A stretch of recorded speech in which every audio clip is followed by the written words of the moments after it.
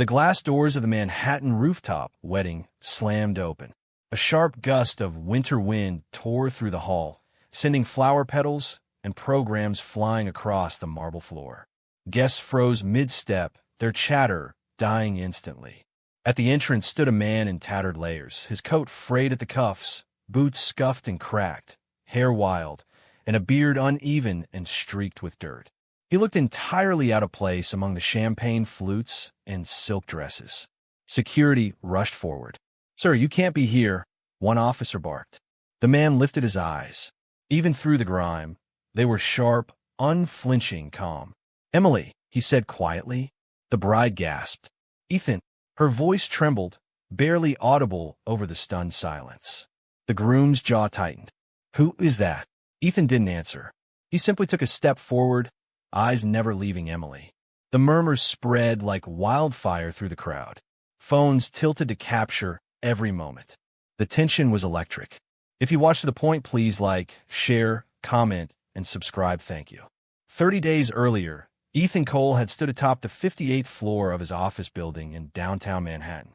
The city sprawled below him, yellow taxis streaking like arteries, billboards flickering, the Hudson glinting in the winter sun. He had built Cole Technologies from a tiny Brooklyn apartment into one of the nation's leading cybersecurity firms. At 38, he was worth billions. Yet, as he watched his reflection in the glass, he felt invisible. People didn't see him. They only saw his net worth, his influence, his company. Even friends and ex-lovers had treated him like a figurehead, not a person. "Marcus," Ethan said, turning to his chief of staff, "if I lost everything tomorrow, how many of these people would care about me and not my money?" Marcus hesitated. "You mean like a test?" "Yes," Ethan said softly. "I need to know who is real." Within 24 hours, he disappeared from the world of glass towers and black cars. For 30 days, he became homeless in New York City. No penthouse, no fancy suits, just cold streets, cardboard shelters, and the constant hum of the city ignoring him. Only Marcus knew the truth. The first day was humiliating. People avoided eye contact. A man in a suit muttered, "Get a job," while passing. Others dropped coins without slowing their stride. Former colleagues ignored him outright. A TikTok influencer recorded him laughing and mocked him for views. Security officers chased him off private sidewalks. The city didn't notice Ethan until she did. Emily Parker, a public school art teacher for Brooklyn, stopped beside him. She had warm brown eyes and a loose wool coat that fluttered in the wind. She crouched down, pulling a paper bag from her tote. "Hey," she said gently, "you look cold. Are you okay?" Ethan froze. Nobody had ever asked him that unguarded. "I'm fine," he murmured. "No, you're not," she replied, brushing wind-blown hair from her face. "Here." She handed him a sandwich and a coffee. He hesitated. "You shouldn't waste your money." "It's not a waste," she said firmly. "You need it more than I do." He accepted it quietly, surprised by her sincerity. Over the next weeks, she returned with gloves, a thicker coat, even blankets. She asked about his day, laughed at his dry humor, and treated him like a human being, not a project. "I don't understand," Ethan said one evening as they sat on the cold stone steps of a church. "Why do you keep coming back?" "Because you're still a person," she said simply. That's enough. Her kindness unsettled him more than ridicule ever had. It made him question everything he had thought he knew about people. Meanwhile, Emily's parents had plans. They lived in Connecticut, worried constantly about appearances and security. They were pushing her toward Brandon Walsh, a wealthy hedge fund partner with all the charm and arrogance of a Wall Street elite. He was perfect on paper, expensive suits, fancy cars, a lineage to impress anyone. But Emily never loved him. "You need someone who can give you stability," her mother insisted. "Someone who matches your life and status." Emily's voice shook. "But what about choosing someone because of who they are?" Her mother frowned. "You'll regret decisions made from heart alone." Ethan watched her from the streets. He had learned her address after she visited him one morning with groceries and a warm scarf. That night, in a hidden parking garage, Marcus handed him a small envelope. "She gave you how much?" 8,000, Ethan said softly. "Her savings." She believed in someone who looked like he had nothing. Marcus shook his head. And this makes her different? Yes, Ethan replied. I need to know if her kindness survives pressure. Days later, Marcus reported the final twist. Her wedding is Saturday. Rooftop venue. Brandon Walsh. Ethan's jaw tightened. Then it's time. And now here he stood, disheveled, ignored by most, but about to disrupt one of the grandest weddings Manhattan had seen. Security reached for him. Let him be, Emily said suddenly. Her voice, soft yet commanding, carried over the stunned crowd.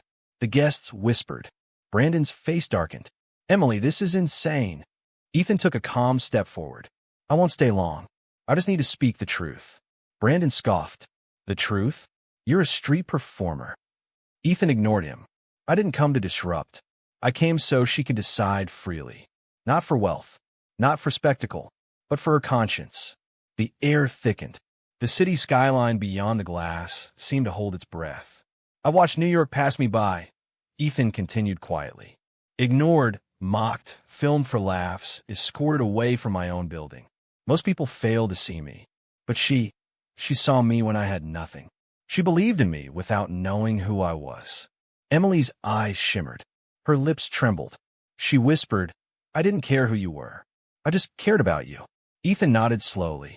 And now, you have to choose, without me influencing you with my name or my fortune. Silence fell over the rooftop. Security hesitated. Guests didn't breathe. Brandon clenched his jaw. This was not the wedding they had expected. The snow drifted lazily past the windows, almost unnoticed, as Ethan and Emily stood, two souls in a city of millions, the balance of power, love, and conscience shifting in an instant. Brandon's face turned crimson. Emily, stop this. Don't listen to him. Emily's voice was steady now, though her hands trembled slightly. Brandon, I've already listened. I've already decided. Ethan stayed quiet, letting her take control of her own choice. The wind whipped across the rooftop, tugging at her veil, but she didn't flinch. Brandon stepped forward, anger flashing in his eyes. You can't just throw away everything we've built. The life, the stability, your family. She cut him off. I'm not throwing anything away. I'm stepping towards something real, something honest. A murmur spread among the guests. Some stared in disbelief. Others exchanged nervous glances. The elite of Manhattan had seen many things, but never a bride abandon a hedge fund partner at the altar because of a man they assumed was homeless. Ethan took a deliberate step forward. Brandon, he said, calm but firm, this isn't about money, or power, or public perception. I'm not here to humiliate anyone. I came to show her what genuine human kindness looks like, and she has shown it. That's the only thing that matters. Brandon's jaw tightened. You staged this. You manipulated her. Ethan shook his head. I didn't manipulate anything. I only lived as who I appear to be. She chose to help without knowing anything about me. That's real. That's honesty. Emily's mother stepped closer, voice quivering. Emily, this is chaos. Maybe you need time to think. Emily shook her head. No, Mom. I already thought. I've been thinking since the first day I saw him shivering in the cold. I chose kindness over appearances then, and I choose it now. Brandon's face went pale. He took a step toward her. You're making a mistake. You'll regret this. Emily met his gaze, unwavering. I will regret ignoring my conscience more than I'll ever regret standing beside someone who treated me with respect when no one else did. Gasps erupted among the guests. Some whispered, did she just leave him at the altar? Others murmured, this is insane. Ethan watched quietly, letting her words carry their full weight. He didn't speak, didn't gesture, didn't try to claim her. He simply allowed her honesty and courage to shine in the harsh light of the Manhattan skyline. Then he spoke softly, almost a whisper meant for her alone. Emily, you never had to worry about impressing anyone with your choice. You only needed to listen to your heart. And you did. She swallowed hard, her lips quivering, and nodded. I did. Brandon's face twisted in disbelief. So what now? You're just walking away with him? Yes, Emily said simply, taking a step toward Ethan. Because this is real. The guests fell into stunned silence. The cameras that had been hidden in the decorations captured every moment, every flicker of emotion. Their phones buzzed as texts and social media alerts went off simultaneously. For the first time, the wedding was not about wealth or status. It was about courage, honesty, and the unexpected truth of human connection. Ethan extended a hand, but not in command or expectation, simply as an invitation. Emily placed her hand in his, and the contact felt like electricity. The city seemed to pause. The wind, the skyline, the distant taxis, all faded as their small, defiant act unfolded. "Before we go," Ethan said quietly, "there's something else you should know." He glanced at the crowd. "I wasn't just testing her. I was testing myself. I wanted to see if I still understood humanity. I wanted to see if kindness survives when there's nothing to gain." He paused, letting his words settle over the stunned guests. "And I did." Emily's eyes glistened with tears. "You've shown me that every day," she whispered. Ethan nodded. "You've shown me, too. Your courage, your empathy, it's more than anyone deserves to witness from a stranger." Brandon's face twisted with humiliation. He opened his mouth to speak, but no words came. The entire rooftop felt the weight of his impotence, the collapse of the carefully constructed life he thought he controlled. Emily's mother stepped back, unsure of what to do, while her father lowered his gaze, realizing that no amount of wealth or status could override the choices of a woman who had learned to follow her heart. Ethan and Emily walked together toward the edge of the rooftop, hand in hand. Every step was deliberate, filled with purpose. Every inch a rebellion against the shallow metrics of wealth and appearance that had dominated their world for so long. "Ethan," Emily whispered, "I don't care about your company. I don't care about your fortune. I care about you. And I care about you," he said. "I don't want a public display. I don't want to force this. I only want honesty, and you've given me that." The guests watched in awe as the couple moved past the altar, leaving the disbelieving Brandon and the stunned elite behind. It wasn't just a wedding that had changed. It was the city's understanding of power, respect, and human decency. Ethan paused near the elevators and looked back at the glittering skyline. "We can start somewhere quiet," he said. "Somewhere private, away from all of this." Emily smiled through tears. "I don't need a penthouse or a rooftop. I just need truth. That's all I ever wanted." He nodded. "Then let's go." The elevator doors closed, cutting off the shocked gasps of the guests. Down below, Manhattan pulsed with life, oblivious to the quiet revolution that had just taken place above its streets. Marcus appeared silently behind them, holding a small folder. "Foundation paperwork," he whispered. "The grants for those who showed genuine kindness." Ethan took it. "Launch it tonight," he said. "No publicity, just real help for real people." Emily glanced at him. "You're changing lives quietly, like always." "That's how it should be," he replied. She squeezed his hand. "Thank you for trusting me, for letting me choose." He smiled faintly, something vulnerable and unguarded. "I didn't need to control anything. I just needed to see who remained human." They stepped into the elevator, leaving the rooftop in stunned silence.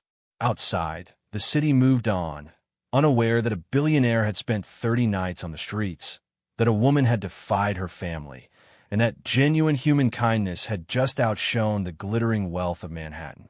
The elevator doors opened into a quiet, dimly lit lobby.